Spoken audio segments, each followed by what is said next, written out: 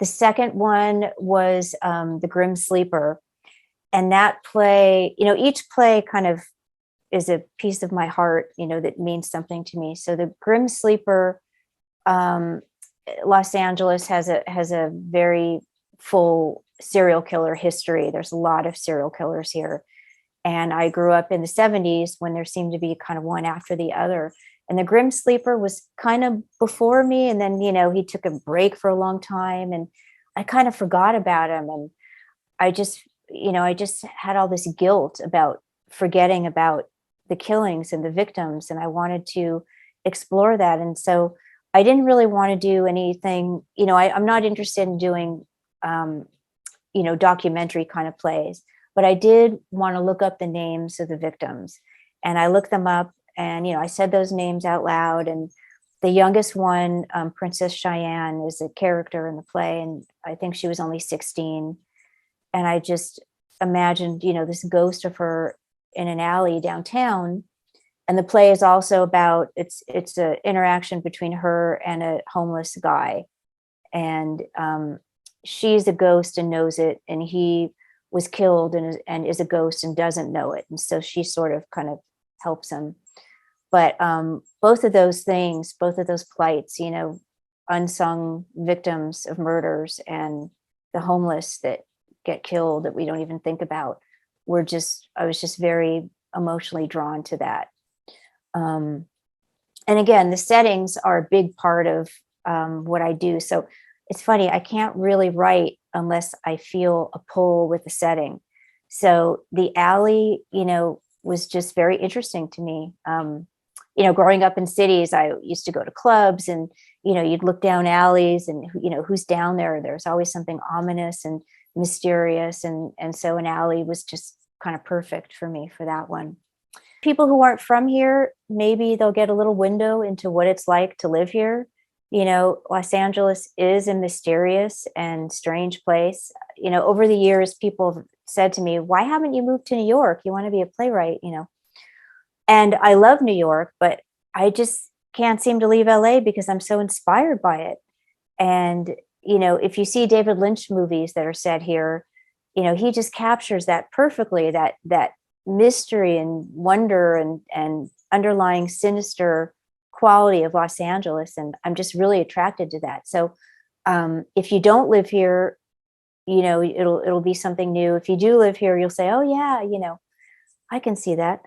And I think, I don't know, I mean, it's for people that like stories and the idea that someone's whispering in your ear. I mean, there's such an intimate quality with any radio play because the actor's right there in your ear.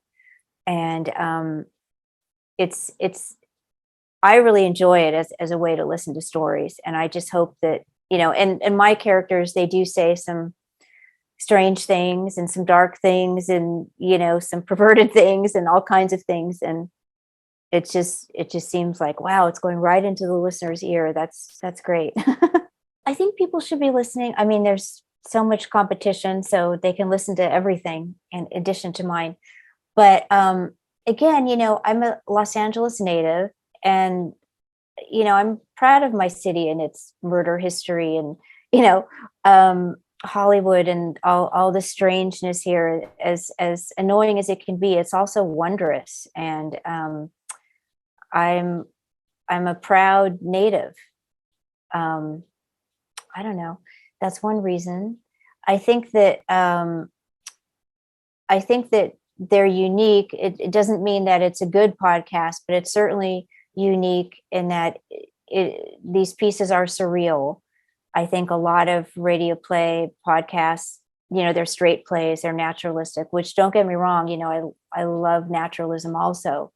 But I think these, I haven't listened to many, but what I'm doing is a little different because these are surreal, they're either a mix of naturalism and surreal, or they're even more surreal. And I think that's unique.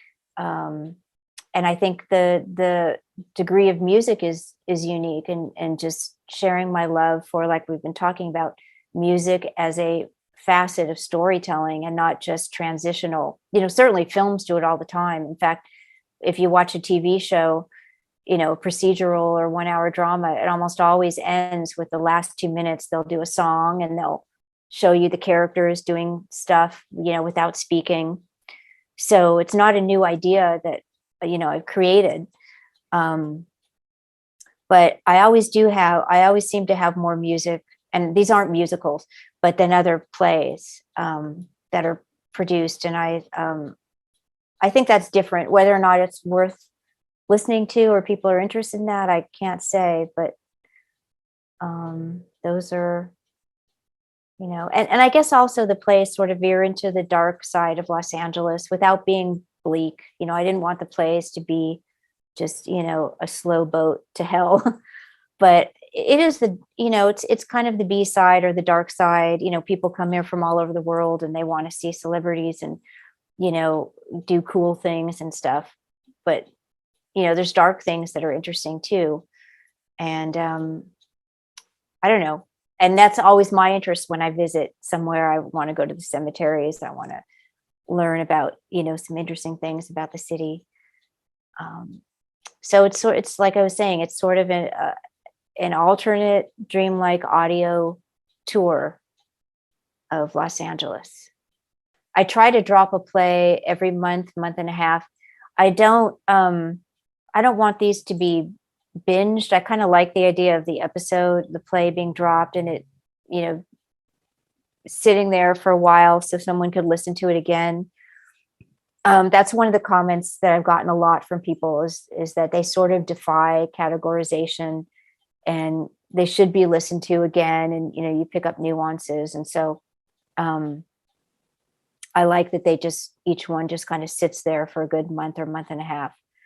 Hi, everybody. Thank you so much for tuning in. I hope you enjoyed this conversation. I am the playwright, director, and creator of A Garden of Terrible Blooms podcast. We have a website where you can listen to the plays for free. It's www.terribleblooms.net. We also have some wonderful photographs and paintings, original art on the site. And of course, if you follow podcasts, you can download us from any podcast forums. If you're interested or intrigued or even hate Los Angeles, you might enjoy this podcast. If you're attracted to the dark side or, ghost stories or fairy tales set in urban environments, you might enjoy this podcast. The plays are short. They're 15, sometimes 20 minutes with a lot of original music from local musicians and, of course, local talent, local actors. And it was made with love. And I hope you enjoy it.